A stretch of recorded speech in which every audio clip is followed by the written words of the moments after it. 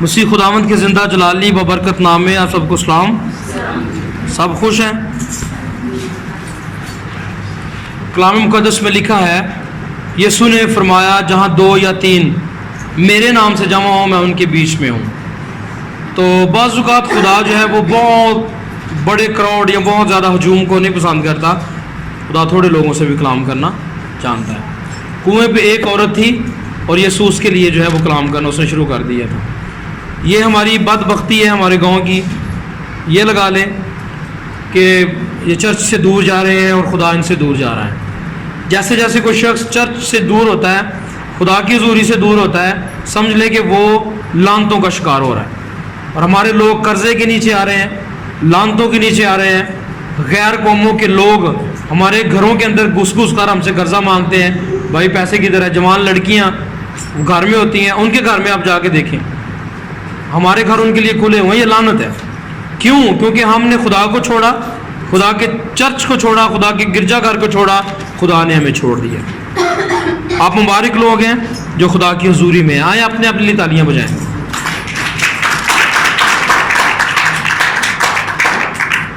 پوری دنیا میں آج ایک دن منایا جا رہا ہے جس کا نام ہے عید پینتیکوس. عید ہے پینتیکوس. یہ یونانی زبان کے لفظ سے نکلا ہے جس کا مطلب ہے 50واں دن. جب یسوع مسیح قبر میں سے جی اٹھے، کتنے دن رہے تھے بھلا؟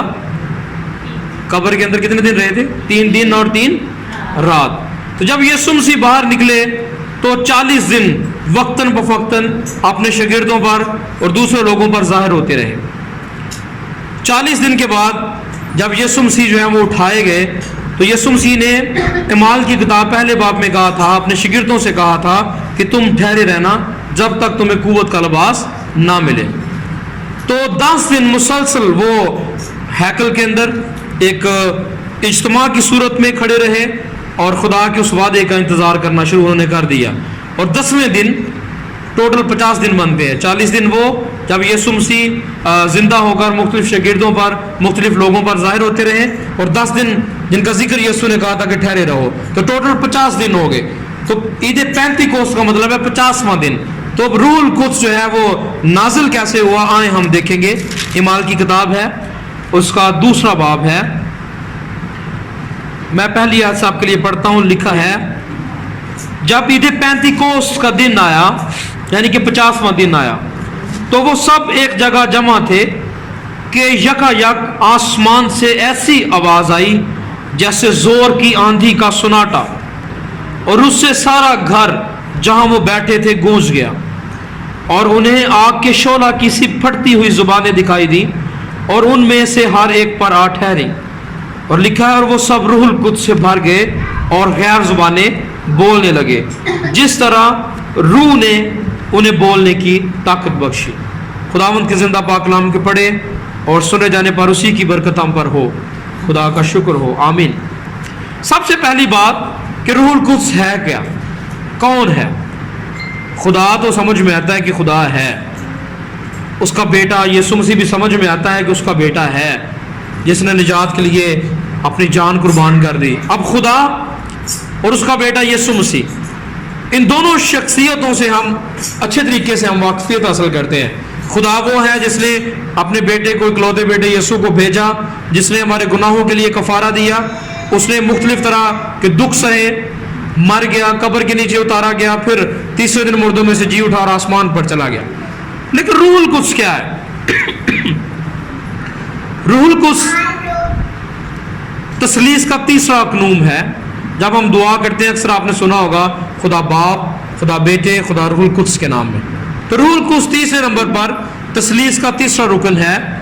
اور یہ تینوں خدا باپ، خدا بیٹا اور خدا روح القدس الوہیت کے لحاظ سے، الوہیت کا مطلب ہے طاقت، قدرت یا الہی ہونے کے اعتبار سے تو ایک ہے، لیکن کام کرنے کے سلسلے میں یہ منفرد ہیں، فرق ہے. جیسے پرانے عہد نامہ میں ہم دیکھتے ہیں کہ پیدائش کی کتاب پہلے باب میں لکھا ہے کہ خدا نے کہا آؤ ہم انسان کو بنائیں. کیا لکھا ہے؟ آؤ ہم. تو ہم جو ہے وہ جمع کا لفظ ہے. ہم کیا ہے؟ جمع کا لفظ ہے. اگر خدا اگر تسلیس کا یا خدا باپ یا بیٹا روح القدس کا ذکر نہ ہوتا تو خدا کہتا آؤ میں انسان کو بناتا ہوں. ٹھیک ہے, تو آؤ ہم کا مطلب ہے کہ جمع میں بات ہو رہی ہے, خدا کے ساتھ اور بھی کچھ ہے, اور وہ ہے یسوع مسیح اور روح القدس. یسوع مسیح پرانے عہد نامہ میں بھی ہے, پیدائش سے ہی اس کا آغاز ہے, لیکن یسوع کی پیدائش جو ہے وہ متی کی انجیل میں ہوئی ہے. یسوع مسیح کا تذکرہ, یسوع مسیح کا وجود, اس کو انگلش میں کہتے ہیں انکارنیشن, یعنی کہ یسوع مسیح کا جسم اختیار کرنے سے پہلے کا ذکر. آپ کو یاد رہے جب ہم صدرک مسک عبد نجوع کی کہانی پڑھتے ہیں, واقعہ پڑھتے ہیں, تو وہاں بادشاہ نے کتنے لوگوں کو پھینکا تھا شیر کی مان میں یا آگ میں؟ کتنے لوگوں کو پھینکا تھا؟ دانیل کو تو شیروں کی مان میں پھینکا تھا نا, تو صدرک مسک اور عبد نجوع کو آگ کی بٹی میں پھینکا تھا. کتنے لوگ تھے؟ تو بادشاہ کو نظر کتنے آئے؟ 4. چوتھا کون تھا؟ لکھا ہے چوتھے کی صورت الازادوں کی سی تھی. الازاد کا مطلب ہے اللہ کا بیٹا. اللہ کا بیٹا مطلب یہ خدا کا بیٹا. اس دور میں جب بائبل کا اردو ترجمہ ہو رہا تھا تو زیادہ کرسچن لوگ پڑھے لکھے نہیں تھے, تو علماء دین جو تھے وہ مسلم تھے, اور وہ جب ترجمہ ہو رہا تھا تو انہوں نے مسلم لوگوں نے بھی بائبل کا ترجمہ لکھا, اس لیے 2 دفعہ بائبل مقدس میں اللہ لکھا ہوا ہے, اللہ زادوں کی, اللہ کی روح. تو اللہ سے آپ نے پریشان نہیں ہونا, یہ خدا ہی ہے, یعنی کہ خدا کا بیٹا. تو خدا کا بیٹا بادشاہ کو نظر آیا پرانے عہد نامہ میں, لیکن اس کی پیدائش جو ہے وہ ہمیں ہوتی ہوئی نئے عہد نامہ میں نظر آتی ہے. پیشن گوئیوں سے پرانا عہد نامہ بھرا ہے. آپ پیدائش کی کتاب 3 باب کی 15ویں آیت میں یسوع مسیح کی پہلی پیشن گوئی جو ہے وہ نظر آتی ہے, جس میں جب شیطان کو سزا دی جا رہی تھی تو وہاں لکھا ہے 3 باب کی 15ویں آیت پیدائش, لکھا اور میں تیرے اور عورت کے درمیان اور تیری نسل اور عورت کی نسل کے درمیان عداوت ڈالوں گا, وہ تیرے سر کو کچلے گا اور تو اس کی ایری پر کاٹے گا. یہ پیدائش 3 باب 15ویں آیت میں یسوع مسیح کے آنے کی پہلی نبوت ہمیں ملتی ہے. یعنی کہ پرانا عہد نامہ یسوع مسیح کے آنے کی پیشن گوئیوں سے بھرا ہوا ہے, اور یہ سب کچھ جو ہو رہا تھا یہ روح القدس کی قدرت سے. اور پیدائش 1 باب کی 2 آیت میں لکھا ہے کہ اور خدا کی روح پانیوں کی سطح پر کیا کرتی تھی؟ جنبش کرتی تھی. جنبش کا کیا مطلب ہے؟ وائبریٹ کرنا, ہلنا, حرکت میں آنا. گھراؤں کے اوپر لکھا ہے اندھیرا تھا, اور خدا کی روح پانیوں کی سطح پر یعنی کہ فضا کے اوپر جنبش کرتی تھی. یعنی کہ روح پانیوں کی سطح پر جنبش اس لیے کرتی تھی کیونکہ اس کو بدن چاہیے تھا جس کے اندر وہ آ کے کام کرے. یاد رہے خدا بھی روح ہے اور ابلیس بھی روح ہے, اور یہ دونوں روحوں کو جسم چاہیے ہوتا ہے کام کرنے کے لیے. اب جو شخص نشہ کرتا ہے یا غلط کام کرتا ہے تو اس کا مطلب یہ ہے کہ ابلیس کو اچھا بدن مل گیا ہے اپنا کام کرنے کے لیے. کوئی شخص پرستش کر رہا ہے, کلام پڑھ رہا ہے, دعا کرتا ہے اٹھ کے, اس کا مطلب ہے روح القدس کو یا خدا کے روح کو اچھا بدن مل گیا ہے کام کرنے کے لیے. تو دونوں روحوں کو بدن چاہیے. اب ابلیس کو پتا تھا کہ باغ عدن کے اندر سانپ سے زیادہ چلاک اور جانور کوئی نہیں ہے, تو بائبل مقدس میں لکھا ہے اور شیطان جو ہے وہ سانپ کے اندر سما گیا, بدن کے اندر. سانپ کا بدن اس نے استعمال کیا ہے اور کام اپنا کر دیا, کیونکہ روح ہے. پرانے عہد نامہ میں خدا باپ فلی طور پر کام کرتا ہوا نظر آتا ہے. خدا کی روح نے یہ کیا, خدا کا روح نازل ہوا, خدا کا روح سول پر نازل ہوا, خدا کا روح جو ہے وہ داؤد پر نازل ہوا, زور سے نازل ہوا. اس طرح کی باتیں لکھی ہوئی ہیں. لیکن خدا کا روح جو ہے پرانے عہد نامہ میں بادشاہوں پر, نبیوں پر, جو ہے وہ قاضیوں پر نازل ہوا کرتا تھا, اور جب روح نازل ہوتا تھا تو وہ جو کلام یا میسج یا پیغام ہوتا تھا وہ دے کر چلا جاتا تھا, واپس چلا جاتا تھا خدا باپ کے پاس. لیکن نئے عہد نامہ میں وہی روح جو خدا کا روح تھا, یوحنا کی انجیل 14ویں باب میں لکھا ہے یسوع نے کہا کہ تمہارا دل نہ گھبرائے, تم مجھ پر ایمان رکھتے ہو, خدا پر بھی ایمان رکھو. پھر آگے لکھا ہے کہ میں جاتا ہوں تاکہ تمہارے لیے دوسرا مددگار بھیجوں. سیکنڈ ہیلپر انگلش میں لکھا ہے, یعنی کہ گائیڈر. میں تمہارے لیے مددگار بھیجوں گا, تمہارے لیے صلاحکار بھیجوں گا, تمہارے لیے ایک استاد بھیجوں گا. اور یہ کیا ہے؟ ہمارا مددگار ہے. روح القدس ہمارا کیا ہے؟ مددگار ہے. جب خدا نے آدم کو تخلیق کیا، بنایا، تو بائبل مقدس میں لکھا ہے سارے جانور جب بنا لیے، سب کچھ بنا لیا، فضا بھی قائم ہو گئی، سمندر بھی، سارا کچھ ہو گیا، تو خدا نے بڑے اچھے الفاظ بولے. خدا نے کہا کہ آدم کا اکیلا رہنا اچھا نہیں. یہ غور سے آپ نے بات سننی ہے. آدم کا اکیلے رہنا اچھا نہیں ہے. اور یونانی زبان کا جو لفظ مددگار کے لیے استعمال ہوا ہے وہ ہوا کے لیے استعمال ہوا ہے. یعنی کہ آدم کا اکیلے رہنا اچھا نہیں ہے. خدا چاہتا تھا کہ آدم کے لیے کوئی مددگار ہو جو اس کو سمجھے، جو اس کو ڈائریکشن دے، جو اس کی رہنمائی کرے، جو اس کا گویا استاد ہو. جب آدم اداس ہو تو ہوا جو کہ مددگار ہے اس کے لیے تسلی کا باعث بنے. جب آدم غلط ٹریک پہ جائے تو ہوا جو ہے وہ اس کے لیے اچھی راہ کا انتخاب کرے. یہ خدا چاہتا تھا کہ اس کے لیے مددگار ہو. تو وہی لفظ نئے عہد نامہ میں روح القدس کے لیے استعمال ہوا ہے جو پرانے عہد نامہ میں ہوا کے لیے استعمال ہوا ہے. یعنی کہ روحانی طور پر یہ جیسے میاں بیوی کا ایک ساتھ رشتہ ہے، روح القدس ہمارے ساتھ ایسے فیلوشپ رکھتا ہے، رفاقت رکھتا ہے. دکھوں میں، مصیبتوں میں، تنہائیوں میں، قرضوں میں، تنگ دستیوں میں، رونے دھونے کی حالت میں، آنسوؤں میں، روح القدس لکھا ہے کہ وہ آہیں بھر بھر کر ہماری کیا کرتا ہے؟ شفاعت کرتا ہے. دوسرے لفظوں میں کہ روح القدس ہمارا ایڈوکیٹ ہے. ایڈوکیٹ کا مطلب ہے وکیل ہے. بائبل مقدس کے مطابق روح القدس ہمارا کیا ہے؟ وکیل ہے. اب خدا کہاں ہے؟ آسمان پر. یسوع مسیح کہاں ہے؟ آسمان پر. اب یسوع مسیح جب آسمان پہ جانے کو تھا تو اس نے کہا تھا کہ میں تمہارے لیے مددگار بھیجوں گا. آج کل کے دور میں ہمارے پاس کون ہے پھر؟ روح القدس. یہ روح القدس کا دور ہے. خدا باپ الوہیت کے لحاظ سے کام کرتا ہے، یسوع مسیح الوہیت کے لحاظ سے کام کرتا ہے، لیکن جسمانی طور پر یا بدنی طور پر نہ خدا ہمارے سامنے ہے نہ یسوع مسیح ہمارے سامنے ہے، بلکہ روح کی صورت میں کیا ہے؟ روح القدس ہمارے پاس ہے تاکہ وہ کیا کرے؟ ہماری مدد کرے.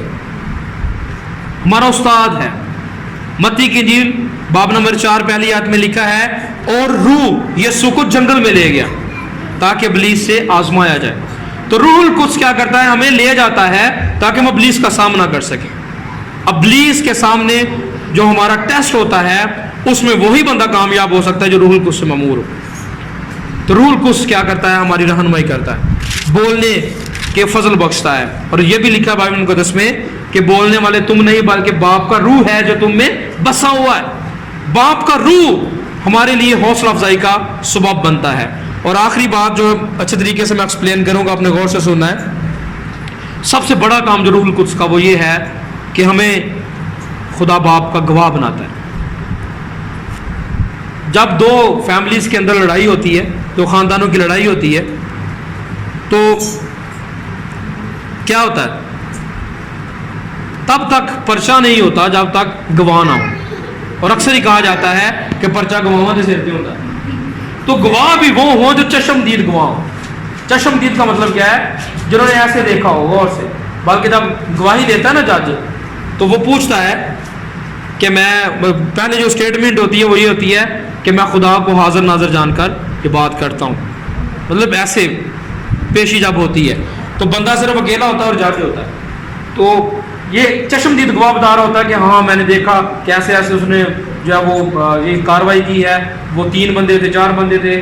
اگر تو گواہی آپس میں مل جائے تو اس کا مطلب ہے کہ وہ کیس جو ہے وہ مضبوط ہے. اگر گواہ جا کے کہہ دے جی مجھے پتہ ہی نہیں سی، جج جو ہے وہ آگے طریق نہیں کو ڈالے گا. کیوں؟ کیونکہ گواہ نہیں ہے. تو گواہوں کے سر پہ جو ہے وہ پرچہ آگے یا فارورڈ ہوتا ہے، کیس فارورڈ ہوتا ہے. تو بائبل مقدس میں لکھا ہے جب روح القدس ہمارے اندر آتا ہے تو ہم خدا کے گواہ بن جاتے ہیں. خدا کے کیا؟ گواہ بن جاتے ہیں. گواہی دیتے ہیں ہم خدا کی. آج ایک ٹی وی پہ آپ دیکھتے ہیں جب خدا کے بندے نے دعا کی میرے لیے، مجھے یہ مسئلہ تھا، اب میں ٹھیک ہوں، تو یہ گواہی کس کی ہے؟ بھائی انور کی؟ نہیں، یہ خدا کی گواہی ہے کہ میرا خدا زندہ ہے. تو اس کے اندر سے روح القدس نے کہلوایا ہے کہ روح القدس جو ہے وہ ہمیں گواہی دینے کے لیے جو ہے وہ قائل کرتا ہے.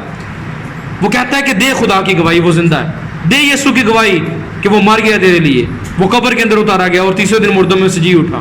یہ وہ بندہ کہہ سکتا ہے جو روح القدس سے مامور ہے. پطرس आपने नाम सुना होगा, यीशु मसीह का बड़ा जोशीला शागिर्द। कोई भी शागिर्दों में बात होती सबसे पहले इसका हाथ खड़ा होता।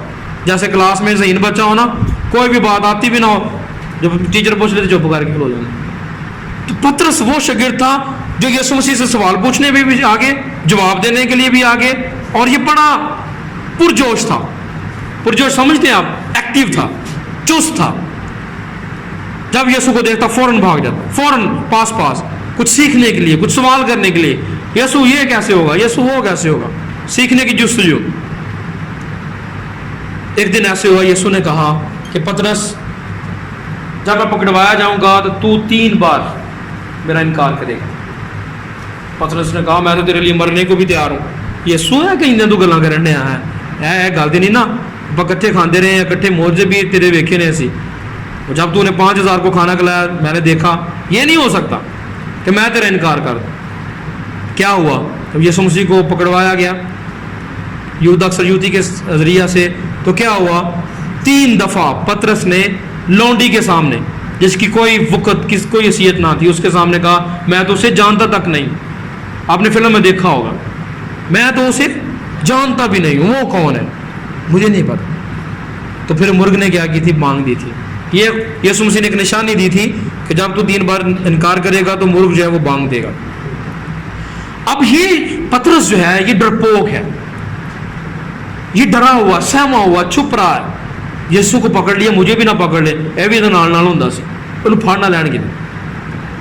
तो क्या हुआ, जब पतरस पर खुदा का मुकाशफा खुला, यीशु का मुकाशफा खुला, ये इमाल पहले बाब जो दूसरे बाब में हमने हवाला पढ़ा है, ये 120 लोग जमा थे, उसमें ये पतरस भी था। 120 की जमात में पतरस भी था और यीशु मसीह की मां मरियम भी थी। ये आप जो कैथोलिक लोग हैं जो कहते हैं जरूर कुछ नहीं मानते, उनको बता सकते हैं कि मरियम ने भी गैर जुबानें बोली हैं। 120 की जमात में मरियम भी है, यीशु मसीह की मां। क्या हुआ है, रूहुल कुछ नाजिल हुआ है, सब ने गैर जुबानें बोलना शुरू कर दी हैं। और लिखा है आंख से फटती हुई जुबानें दिखाई दी। जुबानें सुनी जाती हैं, दिखाई नहीं देती, लेकिन वहां लोगों ने जुबानें देखी हैं कि ये क्या हो रहा है। 16 कौमों के लोग वहां जमा थे। वो कह रहा था मेरी जुबान बोल रहा है, वो कह रहा है मेरी जुबान बोल रहा है, गैर जुबानें बोल रहे थे। पतरस क्या हुआ, पतरस पर जब रूह कुछ नाज़िल हुआ है, वो डरपोक पतरस जो यीशु का इनकार कर रहा था, छुप रहा था, अपनी जान के लिए बड़ा कुछ कह रहा था कि मैं बच जाऊं, मुझ पे इल्जाम ना लगे। जब रूह कुछ से मामूर हो गया है तो 3000 लोगों के सामने मुनादी क्या कर रहा है, आए देखते हैं। अमाल की किताब दूसरा बाब 22वीं आयत से मैं पढ़ूंगा। लिखा है अमाल की किताब दूसरा बाब 22वीं आयत में लिखा है, 14वीं आयत में पहले लिखा है, लेकिन पतरस उन 11 के साथ खड़ा हुआ और अपनी आवाज बुलंद करके लोगों से कहा, ऐ यहूदियों और यरूशलेम के सब रहने वालों, ये जान लो और कान लगाकर मेरी बातें सुनो। 22वीं आयत से, ऐ इस्राएलियों ये बातें सुनो कि यीशु नासरी एक शख्स था। ये वो पतरस है जो यीशु मसीह का इनकार कर रहा है, कहता मैं उसे जानता नहीं हूं। अब ये 3000 लोगों के सामने क्या कह रहा है, जब रूह कुछ से भर गया है, जब खुदा का रूह पे ठहरा है, कहता है इस्राएलियों ये बातें सुनो कि यीशु नासरी एक शख्स था जिसका खुदा की तरफ से होना तुम पर उन मौजज़ों और अजीब कामों और निशानों से साबित हुआ जो खुदा ने उसकी मार्फत तुम में दिखाए। चुनाचे तुम आप ही जानते हो, जब वो खुदा के मुकर्रर इंतज़ाम और इल्म सब के सबब मुआफ़िक पकड़वाया गया तो तुमने बेशरा लोगों के साथ के हाथ से उसे मसलूब करवाकर मार डाला, लेकिन खुदा ने मौत के बंद खोलकर उसे जलाया, क्योंकि मुमकिन ना था कि वो उसके कब्जा में रहता, क्योंकि दाऊद उसके हक में ये कहता है कि मैं खुदावंद को हमेशा अपने सामने देखता हूँ। क्या ये गवाही है जो मैं पहले बता रहा था कि रूह कुछ हमें तैयार करता है कि हमने खुदा का गवाह बनना है। पहले ये छुप रहा है, अब कहते तुम बेशरा लोगों ने, इस्राएलियों, यहूदियों, यरूशलेम के लोगों, तुम लोग जो एक हफ्ता पहले खजूर की डालियां उसकी राह में बिछा रहे थे, जो कपड़े बिछा रहे थे, कह रहे थे कि तू बादशाह है हमारा, तुमने उस यीशु नासरी को जो एक शख्स था मसलूब कर दिया है। لیکن خدا نے موت کے بند کھول کر اسے جلایا کیونکہ ممکن نہ تھا کہ وہ اس کے قبضہ میں رہتا. زبردست قسم کی گواہی. اور بائبل مقدس کے مطابق ایک ہی پیغام دیا, یہ پیغام دے رہا تھا پطرس, اور 3000 لوگوں نے یسوع کو قبول کر لیا. ہاللیلویہ. ہاں زوردار تالیاں خدا کے جلال کے لیے. جب روح القدس نازل ہوتا ہے, جب روح القدس کسی شخص کے اوپر ٹھہر جاتا ہے, نمبر 1 اس کے اندر دلیری آ جاتی ہے. نمبر 2 خدا اس کو اپنا گواہ بنا لیتا ہے, چشمدید گواہ بنا لیتا ہے. نمبر 3 وہ خدا کو, اس کی حضوری کو, یسوع مسیح کو ایسے دیکھتا ہے جیسے اس نے ان آنکھوں سے بھی یسوع کو دیکھا تھا. وہ یسوع مسیح کو جو کوڑے لگ رہے تھے وہ روح میں محسوس کر سکتا ہے, ہاں واقعی میری خاطر یسوع کو کوڑے لگے تھے. اور پھر نمبر 4 اس کے اندر کلام سنانے کی جو ہے وہ قدرت آ جاتی ہے, بہادری آ جاتی ہے, دلیری آ جاتی ہے. اس کے علاوہ اس کی رہنمائی جو ہے وہ زمینی رہنمائی نہیں بلکہ آسمانی رہنمائی جو ہے وہ روح القدس کرتا ہے. نمبر 6 ایڈوکیشن, یعنی کہ وکالت جو ہے وہ آسمانی وکالت ہوتی ہے, زمینی وکالت نہیں ہے. ہم زبور میں گاتے ہیں میرا مقدمہ آپ پہ تو لے لے ہووے خلاصی تا میری, مطلب وہ ہماری مقدموں کو لے لیتا ہے, وہ ہماری جنگوں کو لڑتا ہے, خدا کے سامنے ہمارے ساتھ کھڑے ہو کر ہماری جنگوں کو لڑتا ہے. یہ روح القدس کرتا ہے. اٹس اے پاورفل, یہ قوت سے بھرا ہوا ہے. یہ ایسے لوگوں کو جو کنگال ہیں, جو بالکل گرے ہوئے ہیں, ان کو اٹھانے کی قدرت رکھتا ہے. ایسے لوگ جو ہمیشہ آنسو بہاتے رہتے ہیں, ان کے آنسوں کو پوچھنے کی قدرت رکھتا ہے. ایسے لوگ جن کو دعا کرنی نہیں آتی, جو کہتے ہیں جی منو تے دعا کرنی نہیں آتی, لفظ ہی نہیں آتے. لکھا بائبل مقدس سے کہ میں وہ آہیں بھر بھر کر ہماری شفاعت کرتا ہے. خدا نو کہندا ہے کہ خداوند نو دعا کرنی نہیں آتی تے میری جگہ تے کھڑنا ہے. یہ روح القدس کرتا ہے, آپ کی جگہ لے لیتا ہے, آپ کو بحال کرتا ہے, آپ کی رہنمائی کرتا ہے, آپ کو ٹیچ کرتا ہے, آپ کو سکھاتا ہے. آپ کا ٹیچر ہے, آپ کا استاد ہے, آپ کا ماسٹر ہے, آپ کا آقا ہے, اور باپ سے آپ کا لنک کرواتا ہے. اور اس دور میں اگر پرانے دور کی نسبت دیکھیں تو ہم اس لائق نہیں ہے کہ خدا باپ کی حضوری میں کھڑے بھی رہ سکیں.